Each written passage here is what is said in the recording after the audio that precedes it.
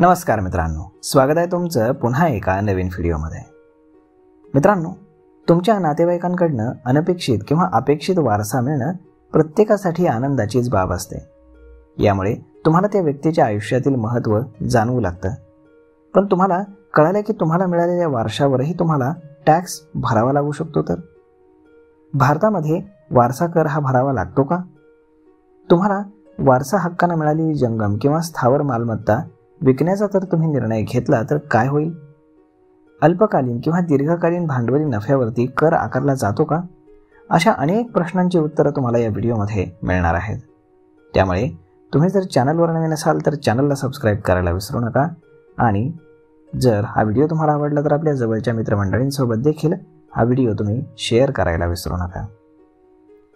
मित्रांनो, तुम्ही वारसा हक्काने मिळवलेली मालमत्ता किंवा तुम्हाला ती मिळालेली मालमत्ता जर विकण्याचा विचार तुम्ही करत असाल तर त्यावर भांडवली नफा कर कसा आकारला जाईल हे समजून घेणं त्यासाठी आवश्यक आहे। अलीकडे असाच एक प्रकार उघडकीस आला होता जिथे 2003 मध्ये 3 बहिणींना जमिनीचा तुकडा वारसा हक्काने मिळाला होता, पण 2010 मध्ये त्याचं विभाजन झालं। आता जेव्हा एका बहिणीला हिस्सा विकायचा आहे तेव्हा हा प्रश्न उद्भवतो की दीर्घकालीन भांडवली नफा म्हणजेच LTCG मोजण्यासाठी खर्चाचा आधार 2003 धरायचा की 2010? तर प्राप्तिकर कायद्यानुसार वारसा हक्काने मिळालेल्या मालमत्तेचं संपादन मूल्य हे मागील मालकाने ती खरेदी करण्यासाठी खर्च केलेली रक्कम मानली जाते। म्हणजेच 2003 मध्ये बहिणींना वारशाने मिळालेली असली तरी त्यांच्या पूर्वजांनी ती ज्या मूळ किमतीला विकत घेतली असेल त्या आधारे टॅक्स आकारला जाईल।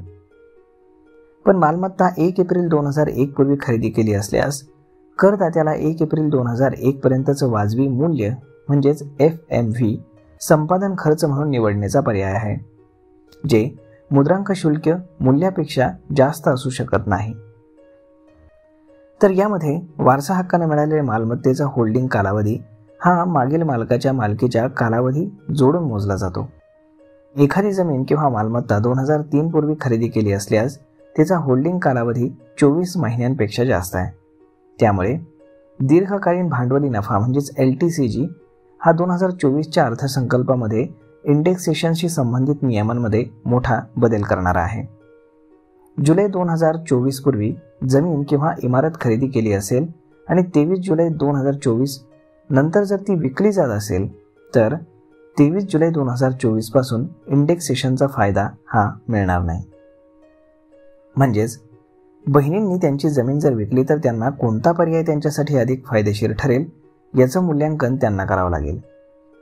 करदात्यांना कर टाळायचा असेल तर कलम 54 आणि कलम 54CE अंतर्गत ते सूट मिळवू शकतात। आता लक्षात ठेवा की या सवलती केवळ अनुक्रमणित नसलेल्या दीर्घकालीन भांडवली नफ्यावरतीच मिळू शकतात, इंडेक्सेशनवरती नाही। आता भारतामध्ये वारसा कर लागतो तरी कसा ते पहा।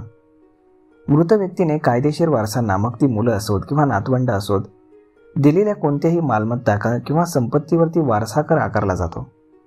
चांगली बातमी अशी आहे की भारतामध्ये वारसा कर नाही, पण अनेक विकसित देश वारसा कर आकारतात। वारसा कर 1985 मध्ये रद्द करण्यात आला होता, परंतु त्यापूर्वी इस्टेट ड्युटी कायदा 1953 अंतर्गत मृत व्यक्तीच्या इस्टेटीमध्ये जे काही वारसा हक्काने मिळालेले आहे त्याच्या मालमत्तेच्या मूल्यांकनाच्या 85% इस्टेट ड्युटी कर भरणं आवश्यक होतं। तर मग मित्रांनो, अशा पद्धतीनं जर तुम्हाला तुमच्या वारसा हक्कानं काही जमीन प्रॉपर्टी मिळाली असेल तर त्यावरती जेव्हा तुम्ही ती प्रॉपर्टी विकायला जाल तेव्हा तुम्हाला काय आणि कशा पद्धतीने टॅक्सेस भरावे लागतील हेच या व्हिडिओमधनं सांगण्याचा प्रयत्न केला आहे। अधिक माहितीसाठी तुम्ही एखाद्या CAचा किंवा वकिलाचा सल्ला नक्कीच घेऊ शकता।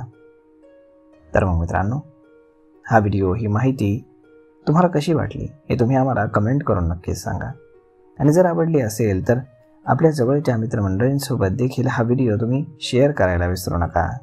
धन्यवाद।